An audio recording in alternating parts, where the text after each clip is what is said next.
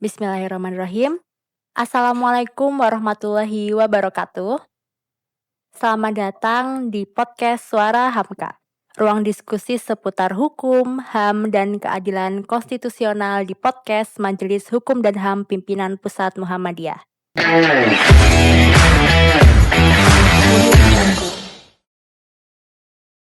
Saya Azira akan menemani Anda dalam episode kali ini. Hari ini kita akan membahas sebuah topik yang sangat penting dan sedang hangat diperbincangkan, yaitu putusan Mahkamah Konstitusi nomor 135 tahun 2024 yang mengatur soal pemisahan pemilu nasional dan daerah. Putusan ini memicu banyak kritik, mulai dari dugaan pelanggaran konstitusi sampai ancaman terhadap prinsip kedaulatan rakyat. Dan untuk membahasnya lebih dalam, kita sudah kedatangan narasumber yang sangat kompeten, yaitu seorang akademisi hukum tata negara. Beliau adalah Bapak Dr. Rahmat Muhajir Nugroho SHMH. Beliau adalah dosen, peneliti, dan pengamat aktif dalam isu konstitusi, hukum pemilu, dan demokrasi di Indonesia. Beliau juga merupakan Wakil Ketua 3 Majelis Hukum dan HAM Pimpinan Pusat Muhammadiyah. Assalamualaikum Pak Rahmat. Waalaikumsalam Mbak Azira. Terima kasih Bapak sudah berkenan hadir di podcast Suara Hamka. Bagaimana kabar Bapak hari ini? Alhamdulillah baik. Baik. Mbak Azira gimana? Alhamdulillah baik juga Bapak. Baik, kita langsung saja nggih Pak. Kita mulai podcastnya dari pertanyaan pertama. Kita mulai dari pertanyaan yang paling mendasar dulu Pak. Pada 26 Juni lalu, Mahkamah Konstitusi mengeluarkan putusan nomor 135 tahun 2024 yang mengizinkan pemilu nasional dan pemilu daerah untuk dipisahkan dengan jeda 2 tahun hingga maksimal 2 tahun 6 bulan. Apa sebenarnya isi pokok dari putusan ini, Pak? Dan apa yang sekiranya menjadi alasan MK dalam mengambil keputusan tersebut? Baik, Bapak, silahkan. Ya, tentang putusan MK nomor 135 2024 ini ya. Ini putusan yang sangat menarik dan menjadi kontroversi beberapa hari belakangan ini karena memutuskan bahwa untuk pemilu serentak ke depan akan dibagi menjadi 2 tahapan, yaitu pemilu serentak nasional dan pemilu serentak lokal. Jadi isi putusan MK ini perihal keserentakan pemilu. Yang semula kita ketahui bahwa pemilu serentak itu didefinisikan sebagai pemilu untuk memilih anggota DPR, kemudian presiden dan wakil presiden, anggota DPD, dan DPRD.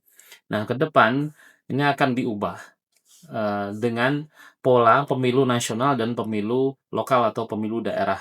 Pemilu nasional yaitu kita memilih anggota DPR, kemudian anggota DPD, lalu juga setelah itu presiden dan wakil presiden, satu paket dalam pemilu nasional. Lalu mungkin paket yang kedua yaitu memilih untuk anggota DPRD provinsi, DPRD kabupaten kota, dan kepala daerah.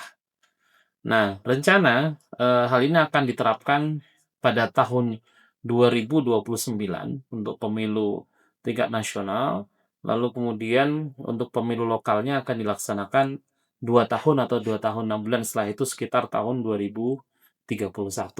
Nah, inilah kemudian yang menjadi isi dari putusan Mahkamah Konstitusi dengan berbagai macam pertimbangan tentunya. Kita bisa baca dalam putusan tersebut, antara lain pertimbangannya adalah 1, karena beban kerja dari penyelenggara pemilu yang sangat berat dengan menyelenggarakan model 5 kotak pemilihan. Kemudian selain itu juga beban bagi petugas ya sampai level bawah terkait dengan keselamatan, kesehatan, dan sebagainya, di mana pernah terjadi pada tahun 2019 terjadi banyak kematian KPPS akibat kelelahan. Kemudian juga ada tingkat kejenuhan pemilih ya, karena setelah memilih pemilu di legislatif dan presiden di awal tahun 2024, lalu di akhir tahun bulan November kita memilih kepala daerah. Jadi ada penurunan tingkat partisipasi di saat pilkada. Nah, kemudian juga ini soal evaluasi teknis yang disampaikan oleh Mahkamah Konstitusi. Selain itu, terkait juga dengan tenggelamnya isu-isu tingkat nasional, ya, tingkat lokal maksud saya terhadap tingkat nasional. Jadi 2024 itu wacananya lebih banyak bicara tentang isu nasional, yaitu pilpres terutama, sehingga kemudian memarginalkan isu-isu di tingkat lokal. Harapannya ke depan kita akan lebih fokus ketika ada pilkada, ada pemilu nasional, maka isu yang akan dibicarakan adalah isu nasional. Pada saat pemilihan daerah, maka isu-isu kedaerahan yang akan lebih banyak diperbincangkan. Gitu. Itu Mbak. Oke, jadi isi pokok dari putusan ini itu untuk memisahkan nih Pak, pemilu nasional dan daerah. Kemudian itu untuk tujuannya yang pertama mengurangi beban kerja, Ya, seperti itu. Yang kedua, eee, men supaya tingkat kejenuhan masyarakat itu menurun, ya, gitu. Agar masyarakat lebih fokus sih Pak, kepada pemilihan presiden terlebih dahulu, kemudian nanti lebih fokus lagi ke pemilihan DPR dan DPRD. Nah, pertanyaan yang selanjutnya ini, banyak pihak ini menyebutkan bahwa putusan ini bertentangan, Pak, dengan pasal 22E Undang-Undang Dasar 1945, terutama ayat 1, yang menyebutkan bahwa pemilu dilaksanakan 5 tahun sekali. Bahkan putusan ini dikhawatirkan berpotensi memperpanjang masa jabatan tanpa pemilu. Menurut Bapak, apakah pemisahan pemilu ini dapat dikatakan melanggar konstitusi atau inkonstitusional? Gitu. ya. Putusan ini kan bersifat konstitusional bersyarat, ya. Artinya pemaknaan terhadap eh, keberkalaan pemilu itu ditafsirkan oleh Mahkamah Konstitusi seperti ini. Jadi tidak eh, apa namanya dibagi dua, yaitu pemilu nasional dan pemilu lokal. Maka ada masa yang disebut dengan masa transisi. Masa transisi peralihan dari pemilu nasional ke pemilu lokal itu ada jeda 2 tahun hingga 2,5 tahun. Yang dikatakan atau yang diasumsikan atau banyak pendapat itu terkait dengan kemungkinan terjadinya perpanjangan masa jabatan untuk khususnya di tingkat daerah, yaitu anggota DPRD dengan kepala daerah. Itu kemungkinan ada perpanjangan 2 tahun hingga 2,5 tahun, sehingga melanggar kemudian asas keberkalaan pemilu selama 5 tahun sekali. Nah, kita harus melihat bahwa ini yang disebut dengan masa transisi. Dan itu ditafsirkan oleh eh, lembaga yang memiliki fungsi sebagai the final interpretation of constitution, ya, atau lembaga penafsir final dari konstitusi, ya, sehingga tidak bisa dikatakan bahwa itu melanggar konstitusi karena yang melakukan tafsir terhadap makna pasal 22E ayat 1 adalah lembaga yang sah untuk menafsirkan konstitusi. Ya, in the final interpreter of the constitution, yaitu Mahkamah Konstitusi. Nah, oleh karena itu, yang dipikirkan kemudian ke depan bagaimana sesuai dengan putusan MK itu disebutkan bahwa perlu adanya yang disebut dengan eh, constitutional engineering atau rekayasa konstitusional. Artinya, memang harus ada proses rekayasa dan itu diizinkan oleh Mahkamah Konstitusi. Bagaimana kemudian eh, merancang atau merumuskan pemilu serentak nasional dan lokal itu dengan sesuai rambu-rambu yang disampaikan oleh MK, sekaligus juga bagaimana supaya itu dibicarakan atau disepakati oleh lembaga yang berwenang, yaitu pembentuk undang-undang. Nah, saya kira memang di situ ada perdebatan soal konstitusionalitas, ya. Apakah melanggar atau tidak melanggar. Kalau kita berkaca pada putusan-putusan MK sebelumnya, dan juga praktek-praktek pemilu sebelumnya juga kan pernah mengalami yang namanya penundaan, pernah juga mengalami pemotongan masa jabatan, ya kan. Misalnya pemilu 71 yang seharusnya 76 ternyata digeser sampai 77, pemilu tahun 97, ya kan. kemudian masa jabatannya dipotong, lalu pemilu terjadi di tahun 99, artinya praktek ketatanegaraan itu sudah pernah terjadi, baik itu perpanjangan maupun pemotongan masa jabatan.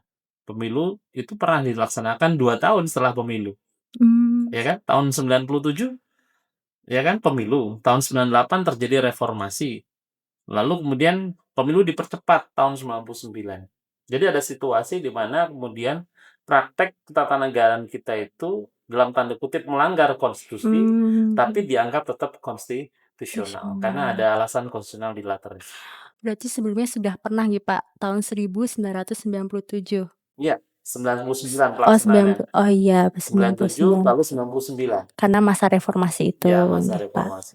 Jadi tidak bisa serta-merta dikatakan inkonstitusional karena yang mengesahkan pun Mahkamah Konstitusi, ya, Iya. Pak. Kalaupun dinyatakan inkonstitusional misalnya, lalu kemudian perubahan undang-undang ini tidak mengikuti pola dari Mahkamah Konstitusi, jangan-jangan nanti bisa diuji lagi di Mahkamah Konstitusi. Karena tidak sesuai dengan putusan MK.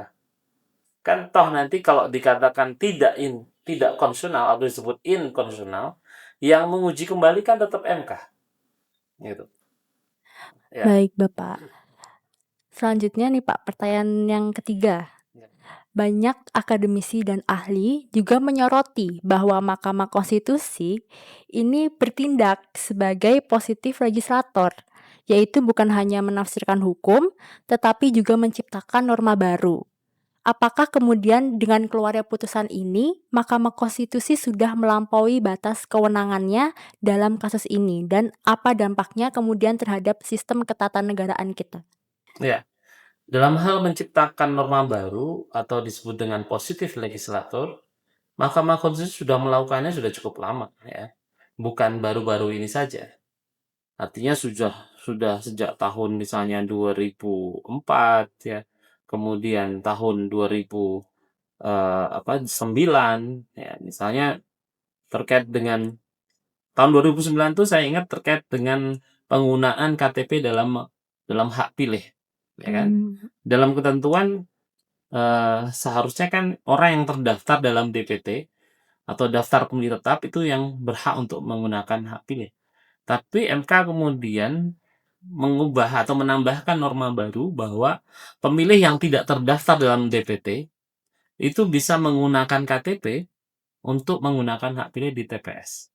Tahun 2009 itu sudah ada, dan tahun sebelumnya juga sudah pernah MK membuat penafsiran yang menciptakan norma baru. Nah, apalagi kalau kita kaitkan dengan putusan MK 90 misalnya yang kontroversi, ya, terkait batas usia calon presiden. Itu kan juga menciptakan norma baru. baru ya, Pak. Jelas di dalam undang-undang pasal 169 huruf Q undang-undang tahun 2017 ya, undang-undang pemilu. Itu kan batas usia untuk calon presiden 40 tahun, ya kan? Kemudian ditafsirkan oleh MK, ya, boleh di bawah 40 tahun, asalkan pernah menjabat dalam jabatan yang dipilih melalui pemilu atau kepala daerah, pemilihan kepala daerah. Nah, itu juga menciptakan norma baru. Kalau misalnya kita lihat lagi, putusan MK nomor 62 misalnya, terkait dengan ambang batas untuk pencalonan kepala daerah, itu kan juga menciptakan norma baru. Yang semula syaratnya adalah 20% hingga 25%, ya kan, 20% kursi atau 25% suara untuk pencalonan kepala daerah diubah jadi 6,5% hingga 10% suara. Itu menciptakan norma baru. Ya, apalagi kemudian banyak, ya. Kemudian putusan yang sekarang tiba-tiba dikatakan MK positif legislator, MK menciptakan norma baru. Bukankah MK sudah menciptakan norma baru berkali-kali? Dan ada saat di mana MK tidak dipersoalkan, dan ada saat mana MK dipersoalkan. Nah, saya kira ini problem memang ada dimensi politis, ya, dalam putusan Mahkamah Konstitusi, ya, karena ini berkaitan dengan hal yang terkait dengan dinamika politik yang terjadi di Indonesia, ya. Ada partai-partai yang misalnya yang tidak setuju dengan putusan ini, bahkan menolak dengan sangat keras misalnya. Tapi ada juga partai yang dia belum menentukan sikap, mungkin masih menunggu dan sebagainya. Artinya respon terhadap putusan MK ini masih sangat beragam. Dan kenapa ya? Karena memang barangkali masing-masing partai politik itu sudah punya agenda, sudah punya kalkulasi politik dan sebagainya. Tiba-tiba MK mengeluarkan putusan yang kemudian bisa saja merubah atau membuat mereka harus berpikir ulang untuk kemudian menyongsong bagaimana pemilu ke depan. Baik, jadi MK sebagai positif legislator itu ternyata memang sudah beberapa kali ya Pak. Jadi dipermasalahkan atau tidak itu tergantung kepentingan siapa di putusan ini. Nah, terus kemudian yang menjadi salah satu kekhawatiran besar dari masyarakat bahwa kepala daerah atau DPRD ini bisa menjabat lebih lama Pak tanpa pemilu. 2,5 tahun lebih lama, ya Pak. Apa dampaknya terhadap hak pilih rakyat dan prinsip demokrasi jika masa jabatan ini diperpanjang begitu saja tanpa ada pemilihan langsung? Ya, kalau menurut putusan Mahkamah Konstitusi, memang tidak disebutkan akan diperpanjang, akan diperpendek dan sebagainya, tidak ada. Tapi implikasinya kemungkinan akan seperti itu. Diperpanjang Ya. seperti itu, Pak. Apakah nanti kemudian DPR ketika merumuskan undang-undang merespon putusan MK ini dengan cara memperpanjang atau kemudian bukan memperpanjang tapi menghentikan misalnya, bisa saja. Pilihannya kan masih banyak itu. Bisa memperpanjang DPRD hingga 2 tahun atau 2,5 tahun atau menghentikan. Berarti ada kekosongan nanti, Pak? Bisa saja dikosongkan DPRD-nya. Ya. Atau bisa saja kemudian ditunjuk PJ misalnya. Pejabat DPRD misalnya. Walaupun ini belum pernah terjadi ya. Yang sudah ada contohnya kan untuk kepala daerah ya. Ada PJ kepala daerah, kita lihat kemarin di tahun 2000 mulai 2015, 2017, 18 sampai 2020. Sebelum pilkada serentak nasional 2024 itu kan masih ada pejabat-pejabat dan itu sudah ada contohnya. Artinya ada presiden terkait dengan perpanjangan masa jabatan di eksekutif ya. Untuk kepala daerah sudah ada contohnya, tinggal kemudian apakah akan diadopsi lagi atau seperti apa. Nah, alternatifnya bisa saja kemudian untuk kepala daerah PJ misalnya, untuk DPRD-nya diperpanjang ya, tapi dengan pengurangan kewenangan misalnya ya, kewenangan apa misalnya, kewenangan legislasi. Kan ada 3 fungsi legislasi misalnya ya, ada budgeting, ada controlling, ini kan harus tetap berjalan, nggak mungkin tidak berjalan.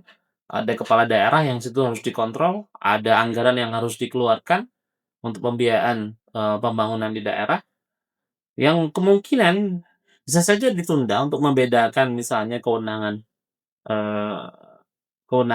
karena dia tidak dipilih ya, karena dia langsung diperpanjang misalnya, tapi kewenangan untuk legislasinya ditunda.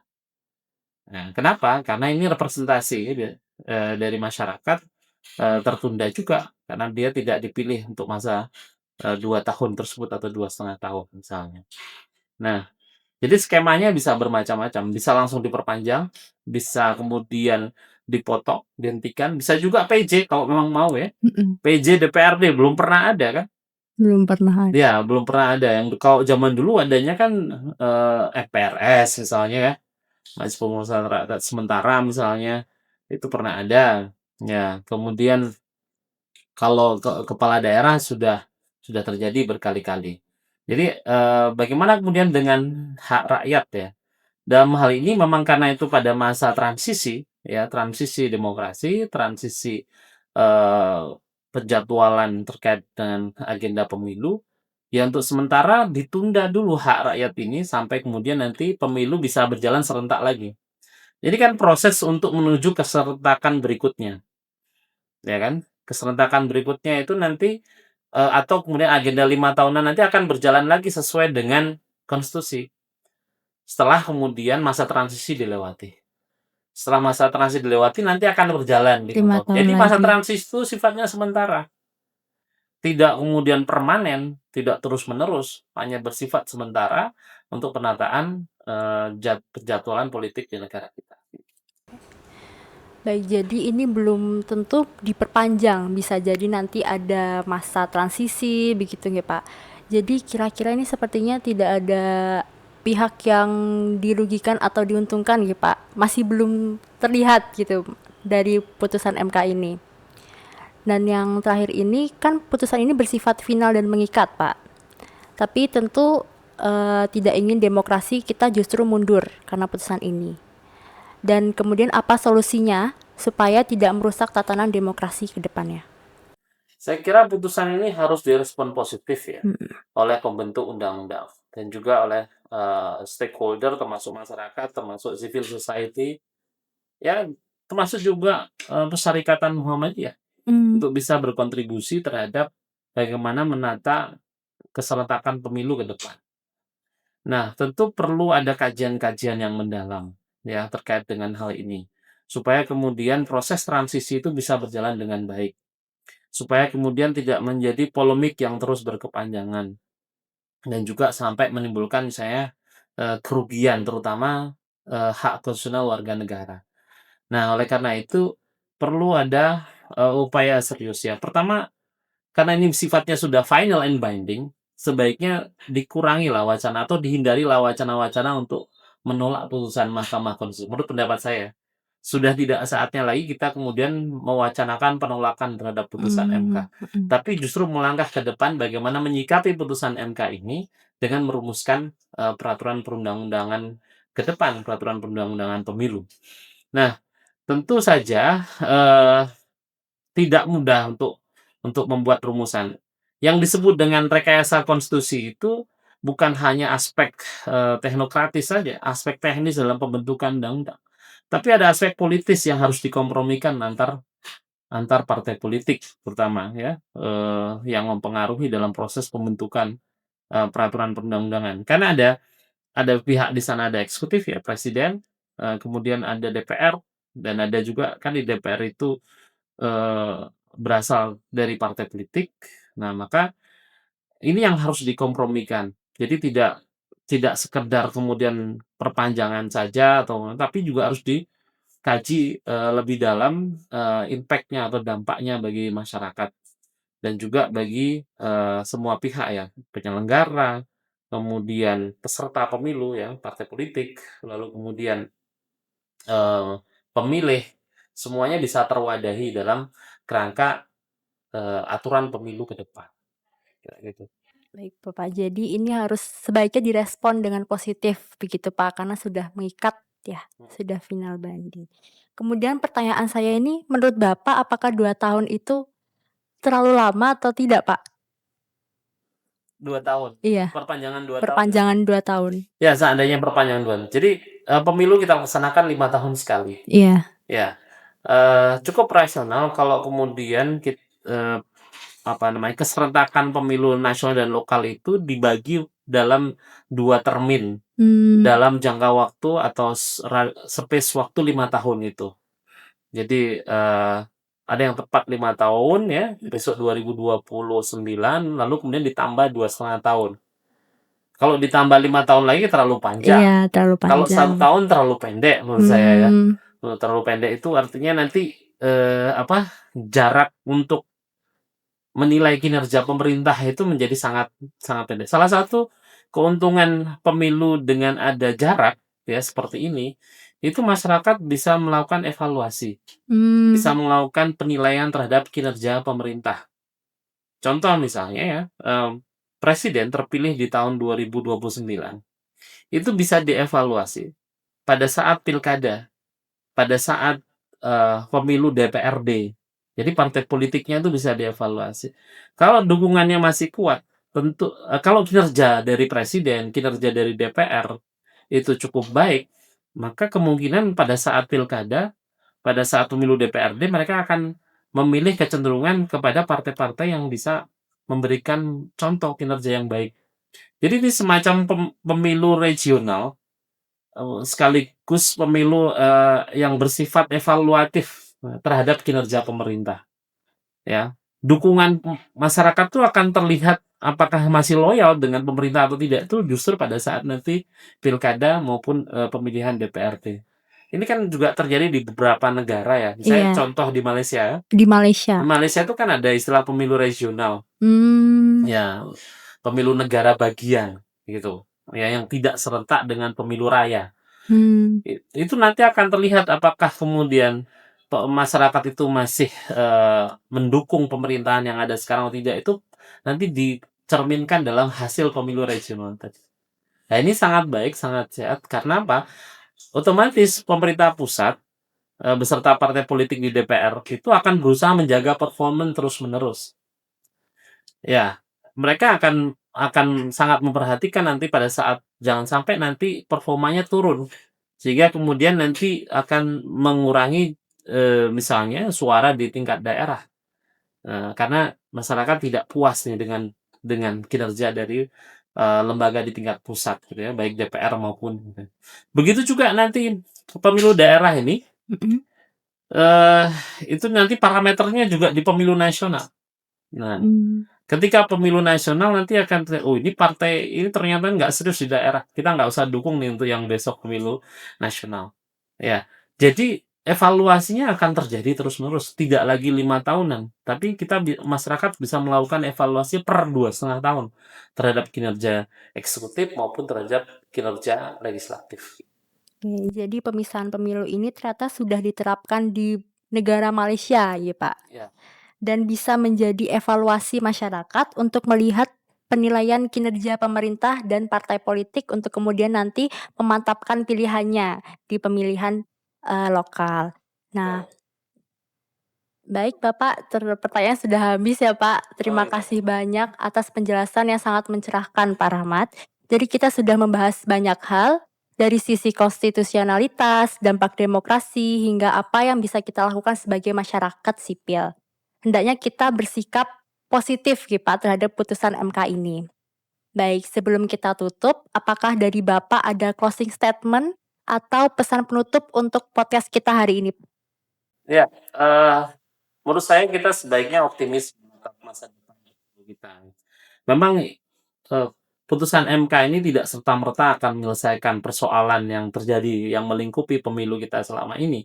Karena masih banyak persoalan-persoalan misalnya seperti money politik, manipulasi suara dan sebagainya itu tidak akan langsung tiba-tiba hilang atau tereduksi dengan pola keserentakan pemilu sekarang. Tetapi setidaknya kita bisa melakukan menapaki pemilu ke depan itu sembari kemudian juga memperbaiki persoalan-persoalan klasik yang selama ini terjadi, terutama money politik, kemudian manipulasi, black campaign, dan sebagainya. Nah, saya kira, menurut saya cukup optimis dan mudah-mudahan, pembentuk undang-undang DPR bersama, presiden atau pemerintah untuk bisa merespon dengan baik dan jangan dijadikan ini justru malah sebagai alat legitimasi kekuasaan atau penyalahgunaan kekuasaan. Karena juga masih terbuka kemungkinan terjadinya penyalahgunaan kekuasaan. Misalnya masa transisi tadi bisa saja diambil alih oleh kekuasaan.